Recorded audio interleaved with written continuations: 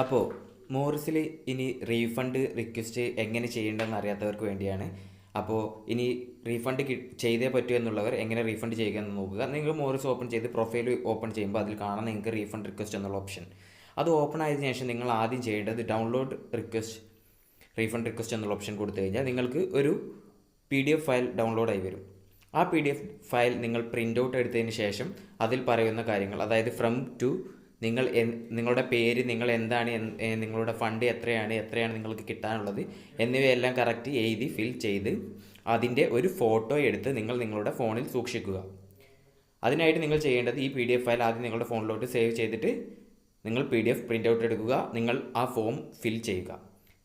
നമ്മളൊരു bank form fill ചെയ്യുന്നത് പോലെ ഫോം ഫിൽ ചെയ്തതിന് ശേഷം KYC അപ്ലോഡ് എന്നുള്ള ഓപ്ഷൻ ഓപ്പൺ ചെയ്ത് അതിൽ നിങ്ങളുടെ Aadhaar number, Aadhaar photo, pan card number, pan card photo, പിന്നെ ഒരു ഫോട്ടോഗ്രാഫ്, പിന്നെ നിങ്ങളുടെ ബാങ്ക് ഡീറ്റെയിൽസ്, അതിൻ്റെ ഒരു അക്കൗണ്ട് നമ്പർ, അങ്ങനെ എല്ലാ ഡീറ്റെയിൽസും വരുന്ന ഒരു ഫോട്ടോഗ്രാഫ്, കൂടെ നമ്മളിപ്പോൾ ഫിൽ ചെയ്ത റീഫണ്ട് റിക്വസ്റ്റ് ഫോട്ടോ എടുത്ത് വെച്ചിട്ടുള്ളത് അതിൻ്റെ കൂടെ അപ്ലോഡ് ചെയ്യുക. ഇത് അപ്ലോഡ് ചെയ്യുമ്പോൾ എല്ലാം കറക്റ്റായിട്ട് കൃത്യമായി ചെയ്യുക. കാരണം ഇതൊരു റീഫണ്ട് റിക്വസ്റ്റാണ്. ഇതിൽ പിന്നെ നമുക്കൊരു റിക്വസ്റ്റിന് പോകാൻ പറ്റുമെന്ന് നമുക്കറിയത്തില്ല. ശേഷം നമുക്ക് റീഫണ്ട് റിക്വസ്റ്റ് എന്ന് കൊടുക്കാം. അപ്പോൾ ഡീറ്റെയിൽസ് കറക്റ്റ്ലി കൊടുത്തിട്ടുണ്ടെങ്കിൽ KYC വെരിഫിക്കേഷൻ കംപ്ലീറ്റ് ആവും. ഇപ്പോൾ പെൻഡിങ്ങിലാണ്. അതുപോലെ